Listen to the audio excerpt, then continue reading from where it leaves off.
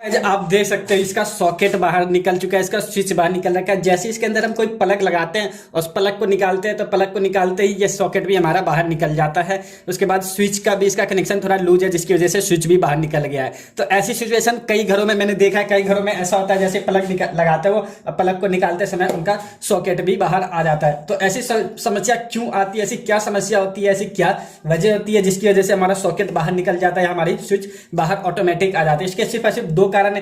पहला कारण ये, या जो इनके खांचे बने होते हैं, ये सॉकेट के, ये जो आप देख सकते हो जो इनके लॉक बने होते हैं नक के, ये टूट जाता है, उसकी वजह से हमारा सॉकेट या स्विच ऑटोमेटिक बाहर आ जाता है। दूसरा कारण गाइस यहाँ पे ये भी हो सकता है कि जो आपके टेक्नीशियन है, अगर उसने आपका जो बोर्ड है उसके प्लेट को उल्टा लगा दिया तो उस सिचुएशन में भी ऐसी समस्या आ सकती है। तो यहाँ पर वही समस्या आई है। इसके अंदर जो ये गाइस प्लेट है, ये जो बोर्ड देख रहे हो आप, ये बोर्ड इसने उल्टा लगा दिया, मतलब अंदर का बाहर की तरफ आ गया और बाहर का अंदर की तरफ आ गया, जिसकी वजह से इसके लॉक प्रॉपर नहीं बैठ रहे हैं। चलिए इस समस्या को सॉल्व करते हैं। समस्या को सॉल्व करने के लिए हमें सबसे पहले पूरा प्लेट बाहर निकालना पड़ेगा।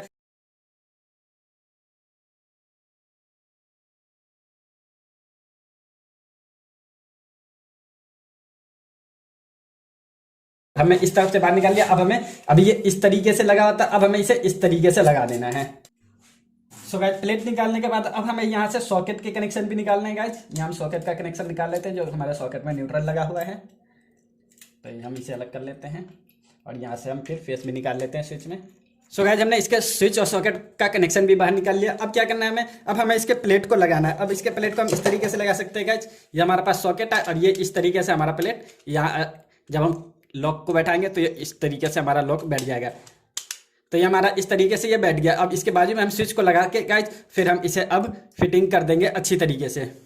सो गाइज हमने इस स्विच सॉकेट को अब लगा दिया है, देख सकते हो आप। पहले हमारा ये निकल जाता था, अब ये हम जिसको जितना भी खींच लेंगे अब ये नहीं खिंचाएगा हमारा।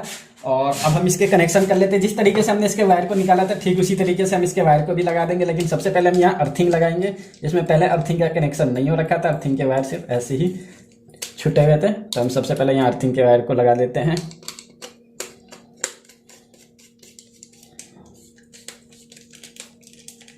अब गाइज हम यहाँ पर फेस लगाएंगे सबसे पहले, उसके बाद दूसरे नंबर पे हमारा फेस आ जाता है गाइज।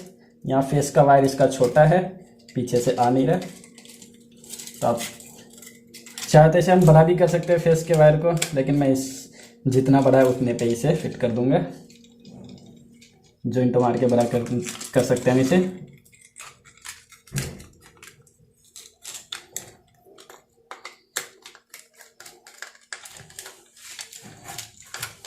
अब हमारा तीसरे नंबर पे गाइज हमारा ये न्यूट्रल आ जाता है। न्यूट्रल हमारे सॉकेट में लग जाएगा जहां हमारा एन लिखा हुआ है वहां पर।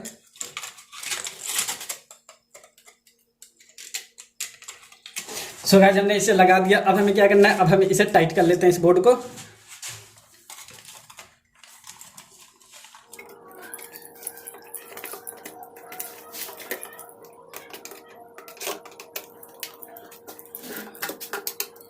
सो गाइज अब ये हमारा ठीक हो गया। अब हम इसके अंदर प्लग लगा भी देंगे गाइज, तो भी हमारा ये सॉकेट बाहर नहीं आएगा। देख सकते हैं हमारे पास प्लग है, हम इस प्लग को लगा देते हैं, इस प्लग को बाहर निकालते हैं। अब ये सॉकेट हमारा बाहर नहीं आएगा।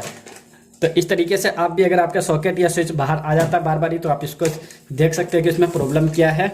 या तो उसका बोर्ड कहीं उल्टा लगा हो, अंदर की प्लेट, ये जो हमारी गाइज ये प्लेट उल्टी हो सकती है, या फिर इस स्विच या सॉकेट के नक्के टूट सकते हैं। उस सिचुएशन में ऐसी समस्या आ सकती है।